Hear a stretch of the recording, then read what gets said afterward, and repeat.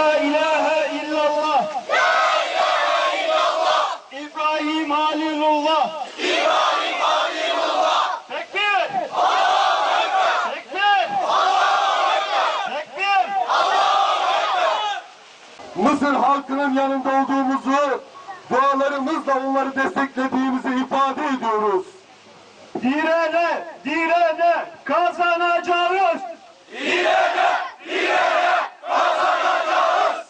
Direne, direne kazanacağız. Siyonist, küresel güçlerin uşağı Sisi'nin aracılığıyla İslam coğrafyasında halkların ekonomik ve siyasi olarak özgür kalmasını ve kendi ayaklarının üzerinde durmasını engellemektir. İslam ülkelerinin gelişmiş ekonomiler arasında yer almasının ve küresel rekabetin paydaşı olmasının önüne geçilmek istenmektedir. Dur de. Mısır darbelere dur de.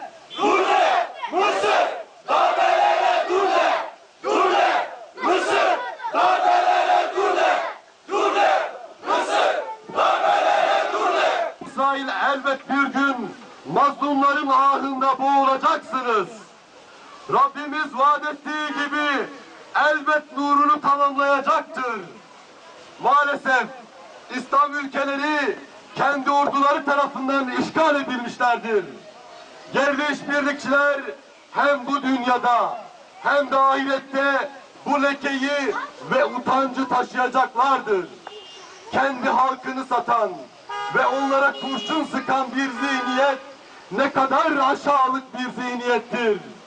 Ve o insan ne kadar lanetli bir insandır. Bu zavallılar Mısır halkını öldürerek korkutabileceğini zannediyorlar. Unutmuş olmalılar. Bunlar Hasan el-Benna'nın Mısır'da darbe gerekçesi olarak yapılan açıklamada Muhammed Mursi'nin Gazze kapılarını açık tutması, Seyyid Kutub'un, Halid el-İstanbul'un talebeleridir. Bunların kitabında korkuya yer yoktur. Tekbir. Tekbir. Tekbir. Çaresizlerin yardımcısı, fakirlerin sonsuz serveti, zayıfların kuvveti, gariplerin şikayet merci olan Yüce Rabbimiz, bütün hamd senalar sanadır, övgü ve şükürler sanadır.